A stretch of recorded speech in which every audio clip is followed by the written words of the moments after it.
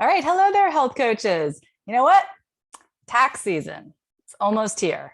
It is here, really. Now is the time for us to start thinking about it. And as I was thinking about it, because my accountant was like, hey, I need your home office expenses.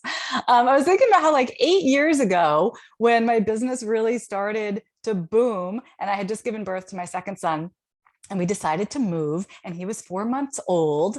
I had so many logistics to deal with, and I could picture the table in my head in my dining room. It was just like covered in paperwork and all this junk. And my accountant, even back then, was asking questions about my income and my expenses. And I was like, I have no idea. Like, I do not know what is going on in life. And I'm pretty sure that I filed all wrong and I lost all kinds of money that I probably didn't even have to pay because I was a hot mess. So today we're talking about getting yourself organized, not just your finances, but that dining room table, all aspects of your business, because it really can be one of the most difficult parts of running your health coaching business.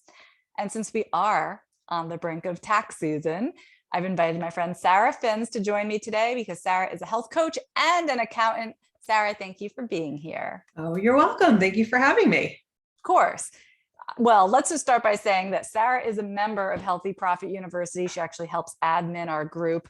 And the thing is, it's funny, right? We use the word like Healthy Profit University. If you're making a profit, you're going to have to pay taxes. It's like one of those good problems, because if you're paying taxes, that means you made money, and we like that. Now, for those of you who are thinking, I'm not making a profit, you might want to think about joining us for this year's Healthy Profit University Fast Track semester. We're only going to be doing it once in 2022, and the waitlist will be available in a few weeks. So just wanted to tell you to keep your eyes open for that.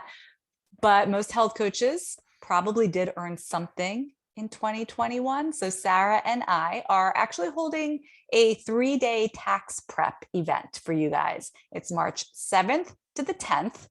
That's right, Sara? Yes, 7th through the 10th. The first 3 days will be the events, and then we have our bonus event on the 10th. Got it. So if you're like me 8 years ago and kind of a hot mess with keeping track of all your business finances, definitely join us for this. We're going to get you all situated and ready to go. Register for free at healthcoachpower.com/tax time. And I'm going to drop that link right here in the comments. And Diane is here and she's saying hello and excited to hear about this topic today. I really think it's necessary. Like, everyone should just look around at your desk, and that'll give you just a glimpse into your state of affairs. Maybe you need to get organized. Before we dive into today's topic, I do need to give a shout out to F. Wask, who wrote this 5-star review on Apple Podcasts. And she said, simple and approachable strategies. I'm currently in the process of changing careers from a speech pathologist of 10 years. Any other career changers in the house? To a health coach. And though I'm super excited and motivated, it's overwhelming. I found this podcast and I've been binging it as I approach the start of my program. It's been beyond helpful to hear Michelle's approachable, simple, and straightforward strategies to launching a business and putting your services out there. Thank you, Michelle, for all this great info. I've enjoyed listening to these topics and hearing your logical advice. It has really made this process make much more sense. So F. Wask, thank you. Please send your mailing address to us at support@healthcoachpower.com. Just reference this episode so we can send a little thank you gift your way. And for everybody watching and listening, would you take a minute to leave a review? It helps so much. It helps other health coaches find the support that they need. It allows me to continue bringing you this free content every single week. So thanks in advance for that. And we do have some career changers here. Shani's saying she's an oncology nurse. And Cindy says she was in geology. Wow, we have so many different talents in our group. And Sara, you're one of them, obviously coming from an accounting background. So you're the perfect person to talk about organization. I know you're a very organized person, just from like working with you and knowing you through the years. So we got to get behind the scenes. First of all, what does your desk look like?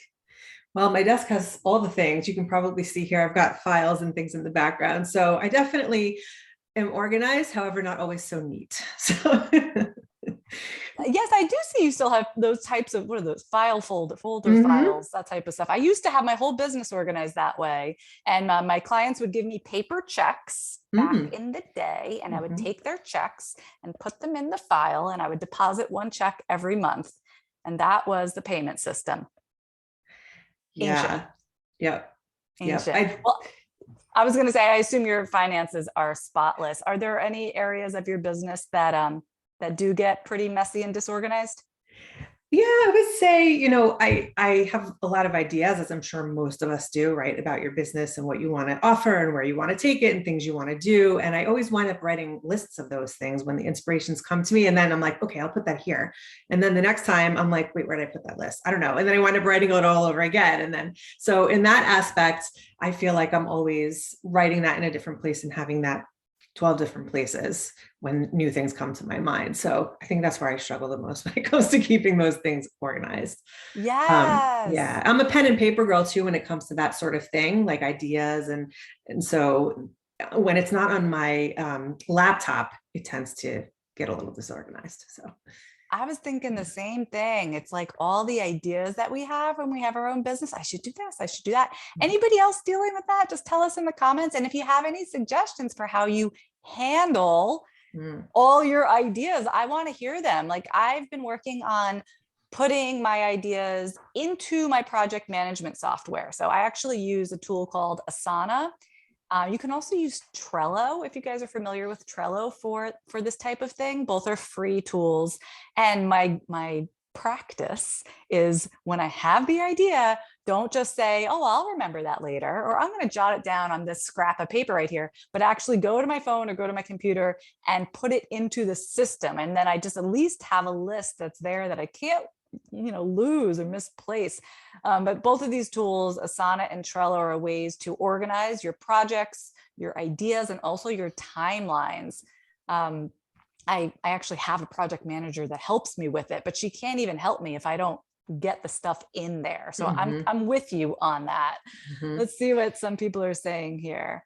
Someone says, Oh, Kimberly says, I carry around a spiral notebook for that reason. Otherwise, I have pieces of paper everywhere. But now I have 5 spiral bound notebooks. That's my problem. I keep it nice and organized in a notebook, but there are 5 of those. Leona says, I keep those on my mobile phone as a note with a header. Yes, and something else I've heard people use, although I never have used it, is Evernote, which is supposed to Mm. make it easier to keep track of all your notes. Have you ever tried any of those? I've heard of Evernote. I haven't tried Evernote. I have used Trello from time to time when I'm working with someone in my business, helping me with things. We use that to organize, but then it Yeah. always falls by the wayside once that project's over and I kind of forget about it. So I will revisit that though. I think that's a smart idea. Yeah, so everyone check out those tools. I use Trello for organizing even like stuff around my house, like my contractors and maintenance and stuff like that. It's just very good for helping keep track of lots of little details in an organized fashion. So there's tip number 1 for you guys. Um, Sarah, maybe you can give everybody a quick finance tip. I know you're like organizing all kinds of areas, but we're going to talk more about this during the tax prep event. But Yep. what's one thing that you do to keep your finances organized? Yeah, I think one of the most important things you can do is to file things right away. So if you have an expense, if you incur an expense or you're making some money or whatever it happens to be, and you have some sort of receipt or something that goes along with that, have a folder on your desktop or have a paper folder if it's something that you're going to have in person, and just take that minute or two to file it right away. So that way, when you're going back to look at it come tax time or whenever you do your numbers, you're not scrambling around looking for all of those receipts. Because one of the things you want to have be on top of is, the support around the expenses that you've had over the year. So don't put it aside. Just take those 2 minutes, do it right away, and then you'll be good to go. I'm feeling ancient right now because the advice from earlier in my business was like, take your receipts and put them in an envelope. And I literally have probably still envelopes sitting around Mhm. here that say like 2010, but that's so old school. These days, don't we want to just like take a picture of it and then put that picture into a folder somewhere? Yeah, you can certainly do that. You can certainly use an app to do that. There are a lot of tracking apps for those expense receipts, but then also a lot of them are online these days. So for example, MailChimp, if you have MailChimp for your mail system, then they're going to send you an email every month, when your charge comes Yes, your through. receipt is already on the screen. Right. So take that and just put it in a folder that says, business receipts, or just so that you have record of it. But yeah, it doesn't need to be paper, and most of it's not these days, but anywhere Yeah, where it's most are organized. not. Oh my gosh, when I get like a receipt emailed to me, I even like print it to a PDF or take a screenshot of it and put that in the folder, Right. because digging back through my emails later to try to find everything is a nightmare. Exactly. We get so many emails that if you spend the 2 minutes up front just saving it when it comes in, you won't have to worry about it and spend all that extra time digging around for it later. Okay, very good. And we're already getting questions about different like tax write-offs. Cindy wants to know if we can write off our workout clothes since we're health coaches. I know we want to write off my massages and my acupuncture and my herbal tea. And we'll talk more about tax stuff during the event next week, you guys. So make sure to sign up for that. Again, that URL is healthcoachpower.com/tax time, but all very good questions to be asking. Sara, what's another way that you organize yourself in your business so that you can be efficient? Because you are very efficient and effective. I love it. Yeah, I try to be. Yeah, one of the things that I've gotten really good at over the years are repurposing things. So what I mean by that is if you have a program, or you have client handouts, or you have contracts, or you have anything that you're using in your business that you're going to use more than once, finalizing that and then saving it, very methodically, like, so where you're going to look for it later, so that you can use it again, or at least use it as a starting point to create something different or create an iteration of that. But it will save you from recreating the wheel 100 times and doing, everything over from scratch. So that's actually been a huge time saver in my business for me. Oh, that's a really good one. Whenever you're creating something, think about not just the thing you're creating now, but how to do it so you can use this again in the future. So example, my Facebook group, and even like my personal Facebook page, right? I always make good use of the header graphic area. You guys may have noticed. So that has to be a very specific size. Like there's, these very specific dimensions and everything to make those headers work. So I have a template for it. Instead of just each time I need one, starting from scratch and creating it, oh, wait, what, how many pixels wide? Wait, I have a template for it. Exactly. It shows me exactly where the picture goes, exactly where the text should go. So boom, I can just bang it out. And then I only run into trouble when Facebook changes their layout, which they do, but that's only maybe once every couple of years or something like that. So there's an example of reusing. What else? I'm trying to think of another good example of something we might create once and then like want to use again and again. You were saying like maybe a format for a client questionnaire, or if you use some sort of a food journal, or if you use some sort of handout you've created. Like I used to do a lot of in-person workshops back when I was health coaching, and having those, whatever it is you use for that, your outline, your handouts, whatever, instead of creating it once and then needing to do it again when you have another one come up that might be slightly different, but mostly the same, you can use the one you already wrote and just go from there and tweak it. And it just saves you a lot of time and effort. Good. Yeah. What about you guys? For everybody that's here live, what have you created in like a templated way? Let's share some ideas here. I thought of another when you were speaking. If you have an email response that you're constantly sending people, like, when they ask a particular question, or when they email about something that has whatever, something that you just find yourself repeating the same thing, and instead of typing it out every time, I finally got myself to create an actual template. So like within my Gmail, I can create a template. And then when I get that question, I just go boop, boop, template done, send. So much easier. Such a time saver. So we love these things, but it comes in time, you guys. I mean, I definitely was not, like I just said, maybe in the past year or two, I got that under control. Whereas for the previous 10 or 11 years of my business, I would type out the email from scratch every single time. And finally I was like, whoa, hard stop, gonna pause, gonna actually create the template. Takes 5 minutes, saves you so much time later on. Okay, I love this stuff. For me, I am super duper organized with my calendar. And it's kind of out of necessity because my calendar is just very, very packed, but I time block my calendar, inside Google Calendar, you see the visual blocks of time. And I'm so serious about this. I block time for exercise. I block when I'm going to shower, when I'm going to take my kids to their activities, and everything's like color coded. And then just this year, I started creating multiple calendars inside of Google Calendar so I can turn them on and off. So like we have one calendar that's for all of our events inside Healthy Profit University and our weekly mentorship group. And I've got a calendar just for the emails that I'm sending each week. Yeah, because in my business, we send a lot of different emails and I want to make sure that they don't conflict and accidentally go out at the same time. So I have a calendar just for that. And then of course, my main calendar with like what I got to do today and my client appointments.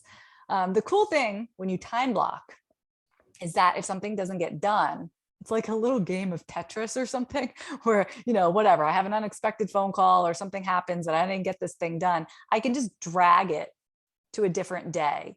And when the day is full, I see the day is full. It is visually full. So nothing else is going to fit in that day. And it really helps me get a better grip on what I can conceivably get done in any given day. So I don't end up with like 100 tasks for tomorrow, because obviously that's not going to happen. So that is another tip that I have for you guys. If you're not already time blocking and using multiple calendars, it can be so, so very helpful.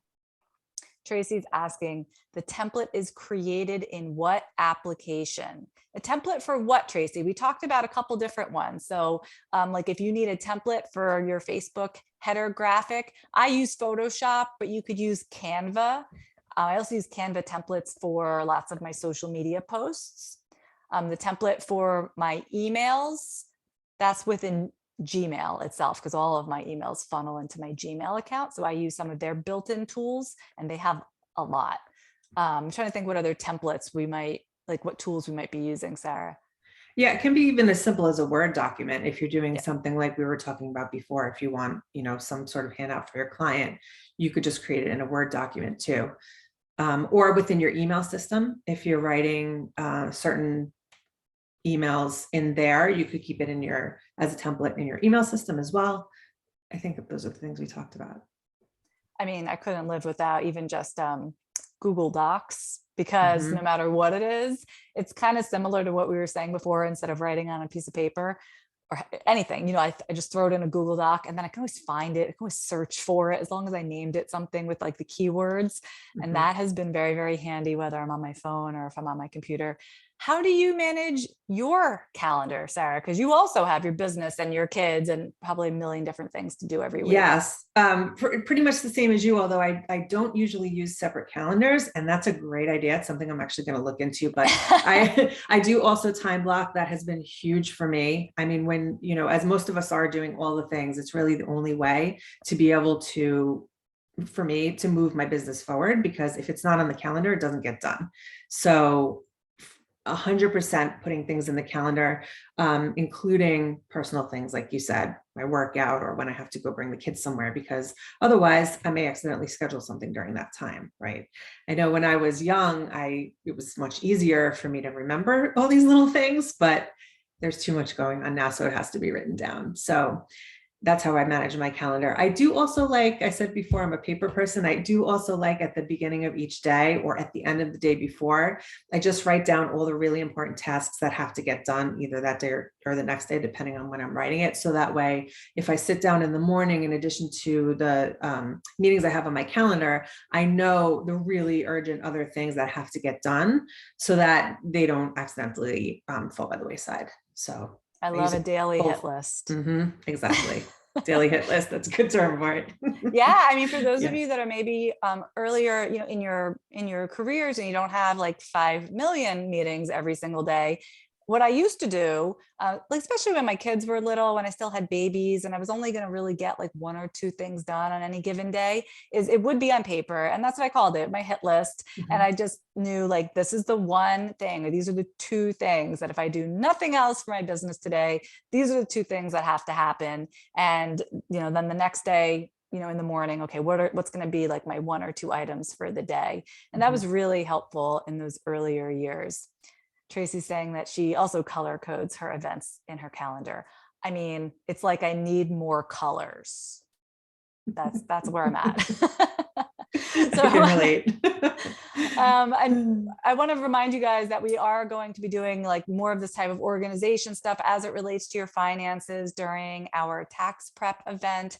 That's next week. You can register for free at healthcoachpower.com/tax time. Sara, tell us a little bit more about what we can expect to do during those 3 days, because I know like I even have I have a lot of people on my team that help me. I have a lot of systems in place and I'm still like, home office expenses. Right. So my intention for those 3 days is to really walk you through exactly how to get organized to prepare your taxes. And so I'll be walking through, each day will be kind of a different, little mini challenge of task of what you can do to get organized. And then my aim is by the end of that time, you will have everything ready to go for your tax preparer or yourself if you file them yourself. So we're going to talk about organizing expenses. We're going to talk about organizing revenue. And then we'll also be doing a finale event on Thursday. And that's where I'll dive deeper into some of the deduction categories and things of that nature. And so it's all included in the free event. If you sign up, you have access to all of it. And if you can't attend live, everything will be recorded. So.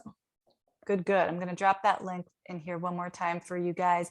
It's the kind of thing that you need to learn because you need to probably clean up the mess from 2021, but then also think about how we're in the beginning of 2022. You can make it so much easier for yourself if you kind of know what it's going to require to get your taxes prepared. Like my taxes used to be so easy when I was just me and I had a job with one paycheck and that was it. It was like the simplest thing. I think I filed it myself. But once I bought a house, once I had kids, and definitely once I started a business, it's like, whoa, so many different things. Has anyone here already filed, already got all the stuff to your accountant, or already, you're already prepared, you're already completely good to go? Just raise your hand in the comments, because I think I should send you a pony. It's such a difficult task. What about you, Sara? Is your stuff all done? It's all ready to go. Yes. I haven't filed it yet, but it's all ready to go. But what I wanted to say to your point before is that if you're just starting out, or if you have, not a lot of ins and outs of your business just yet, this is still really worth it, because what it will help you do is it will help you get set up for what you need to have in order as your business grows. And it'll be easier in the long run because you won't have to spend time going back and figuring out, I've had a really successful year. I don't even know what to do in terms of my taxes. So you can get a handle on it now so that as you grow, you'll be all set. So. And what kind of, since we're talking today about so many different tools that we use, I mean, certainly as time has gone on in my business, now I'm using QuickBooks, right? But I didn't for a really long time. So what kind of tools would someone expect to be using if they're in their first couple of years of their health coaching business, and what's the cost associated with those? Yeah. What I recommend is making sure it's something that you will use. So what I see a lot of the times are that health coaches will say, oh, I need to get QuickBooks, for example, and I need to get this set up and I need to get this ready to go. But I have found that if you're in the beginning stages of your business, or even if, you've been running your business for a couple of years, you don't need something so robust. And it's a huge expense, right? And it's not an expense you necessarily need right away. So you can do it on something like Google Sheets or Excel. Very, very basic spreadsheet is helpful. I've seen even people do it on paper. I don't recommend that just because it's hard to tally everything up. But if you're old school and that works for you, you could certainly do it that way. But the most important thing is for it to be something that you're comfortable with and that you're going to use, and you're not going to feel overwhelmed, stressed, or intimidated sitting down and doing it. So, right. Yeah. Right. So I love that, because it's just a free spreadsheet, whatever spreadsheet software you have, that's really all you need. And that's what I used for years, you guys. So when you hear me say that I'm using QuickBooks now, that's because my business is in a different place. Right. But for a long time, it was a spreadsheet. Julie saying of course, Julie, I know I know Julie's got her stuff like in order. She says, I have my Excel sheet totally done, but still many questions about whether or not to include some things on it before sending it to my accountant. So I'm really looking forward to this event. Do I get my pony? I think that's pretty good, Julie. I think that gets a pony. I do. Because I've not done all of my expenses yet myself. It's a lot. Nikki says she did mine. She said deductions. I'm still in the hobby years. Do you want to say something about that, Sarah? Like, when is it just a hobby? And Yeah, it really kind of a loss? depends. It depends on how much your deductions are in relation to your revenue. So if your deductions are obviously more than your revenue or really close to the amount of revenue you're making, it's, you know, it depends on your personal situation. I can't give tax information, but if your revenue is under a certain amount as it relates to your deductions, you'll be considered a hobby business. And that's, you know, that's nothing to be sad about. You know, everyone's business is going to start somewhere. But if you're seeing it go up over time, you'll eventually come out of that space. So, okay. So does that yes, it's help? possible in the beginning.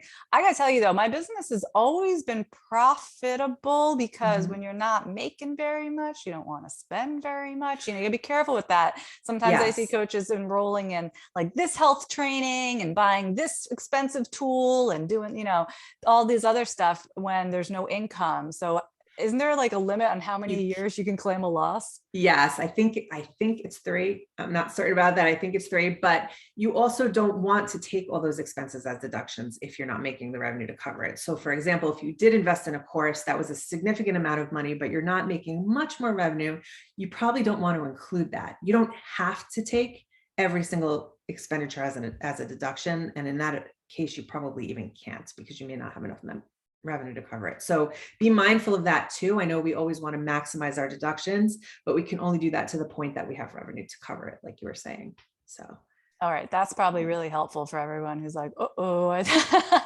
but you know, you don't want to get flagged. You know, you don't want to get flagged right, as like something's a little wonky with this business. And exactly. even though it is painful to pay taxes, I honestly, and I encourage you all to think of it this way, I am so grateful when I'm writing tax checks with lots of zeros, because that means I am earning. And the more tax I'm paying, that means the more income my business has brought in. And I'm so grateful for that. So I think of it as such a blessing that I'm able to pay these taxes, if that makes any sense. 100%. I feel the exact same way as you. Mhm. Oh my goodness. Well, we're going to help you all get sorted. We have other questions coming in here about using Wave and, you know, red flags and the hobby years and all that stuff. Well, we'll talk more taxes very soon. So make sure you guys all get your little tushies registered at healthcoachpower.com/tax time. Sarah, thanks for joining me today, and I'll see you next week. See you there. Bye, everybody.